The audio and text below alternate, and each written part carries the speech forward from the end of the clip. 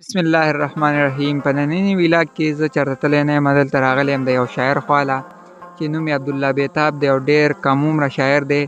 دا د نوي کلي سره تعلق ساتي. د ده نه به د ژوند په حالاتو باره کې تپوس کوو چې دی د شاعرۍ فیلډ ته څنګه راغی. لومبۍ خو ته په خپل پروګرام کې هرکلی وایي. عبدالله بیتاب صاحب ایمان صاحب د پروګرام وخت راکولو یو جهان مننه او زه ستاسو انتهایي مشکور یم چې تاسو ما له وخت راکړو دلته راغلی. نو ستاسو انتهایي مشکور یم. ښه بیتاب صاحب، تاسو د شاعرۍ ته څنګه راغلی؟ دا خپل لقب په څنګه بیتاب، لکه دا څه وجې نه تاسو یې خیری چې ځان ته بیتاب وایه؟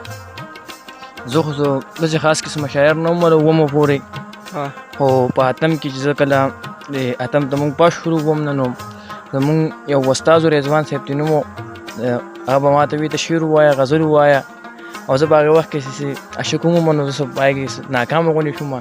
ما زه هغې نه بعد بیا شاعرۍ فیلډ له لاړم او د بیتاب لقب چې و زه ډېر بې صبر وم، ما نه به صبر نه کېده. دا ما له خپل استاد رضوان صاحب د بیتاب تحدث راکړی و او د هغې نه بعد ما شاعري شروع کړه.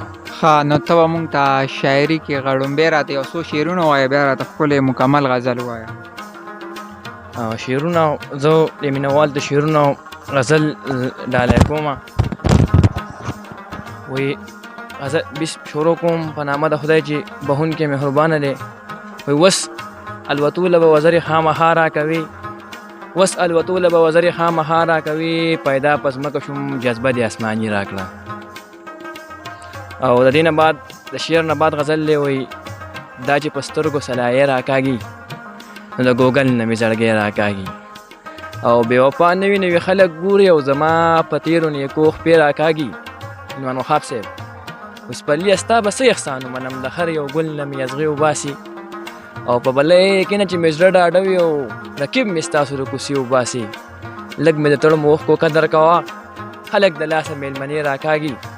زه عبدالله بیتاب دغه پېغلې نه پېژنم، په ځان پسې چې لوپټې راکاږي. ښه، ډېر ښکلي شاعرونه دي وي او ډېر زبردست. اوس په راته غزل ووایه، ښکلې غوندې غزل ووایه د دې دغه په باره کې چې مطلب نن سبا پاکستان کې کوم حالات دی، نور څه عشق په باره کې.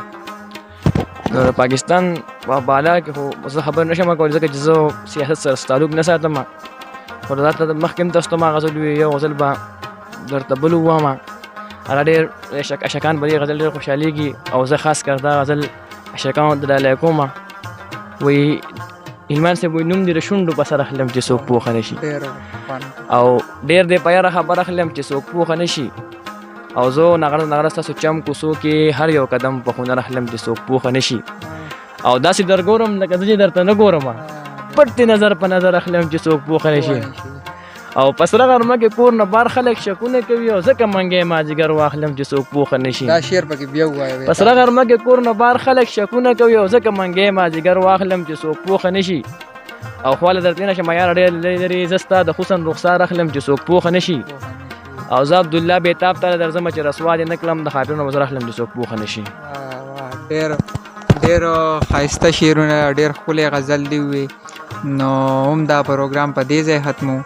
کو بیتاب صاحب تاسو ته څه ویل غواړي خپل باره کې، زموږ د دې دغه باره کې، نو تاسو ته دا خو ډېر ښه یوټوبر دی او د را چینل چې سبسکرایب کړئ او دې دلته راغلی دی او زموږ په شان په شاعرانو پسې په غرونو په لارو کوڅو کې ګرځي، ستاسو لپاره پروګرام جوړوي، ستاسو لپاره ویډیو جوړوي. نو زه ټولو فالوورس ته مینهوال څوک چې دا ویډیو ګوري هغوی ته ریکویسټ کوم چې د دې سړي دا چینل سبسکرایب کړئ، ځکه ستاسو لپاره دی وخت خرابوي، ټایم خرابوي، زموږ پسې ګرځي.